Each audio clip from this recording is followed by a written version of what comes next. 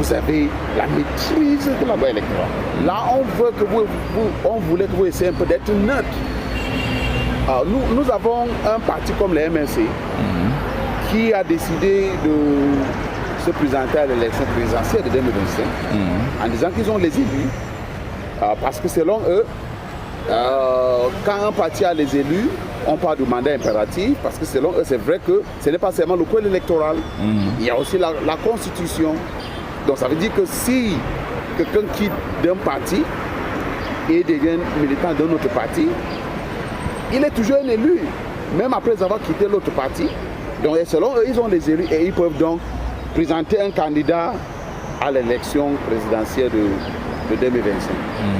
Quelle est votre analyse sur l'affaire? Alors, je voulais que vous soyez un peu neutre dans cette affaire. Oui, en tant qu'expert des élections, je suis toujours neutre. Ce qu'il faut dire, il y a eu beaucoup de juridisme autour de la question. Beaucoup de bavardage que je trouve d'ailleurs inutile. On ne peut pas faire dire à la Constitution ce qu'elle ne dit pas.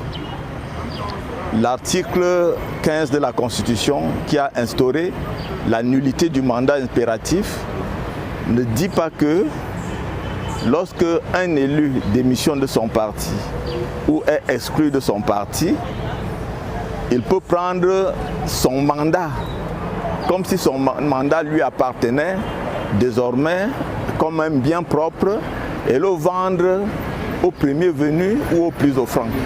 Ce n'est pas ce que dit l'article 15 de la Constitution. Le mandat n'appartient pas à l'élu. Le mandat appartient à la nation. Le mandat appartient aux électeurs qui ont donné ce mandat à l'élu.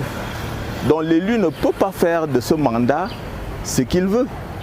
Il reste élu jusqu'à la fin de ce mandat. S'il veut adhérer à notre parti politique, il est libre d'adhérer à notre parti politique. Est-ce qu'après avoir adhéré, il reste un élu? Il reste un élu puisque le mandat n'est plus impératif. Comme avant la Constitution de 1996. Vous vous rappelez qu'avant la Constitution de 1996, le mandat était impératif. Ce qui a entraîné le cas de jurisprudence que nous connaissons, c'est l'exclusion du député Soman, Étienne, de l'UPC, qui lui a valu également le retrait de son mandat à l'Assemblée nationale comme député.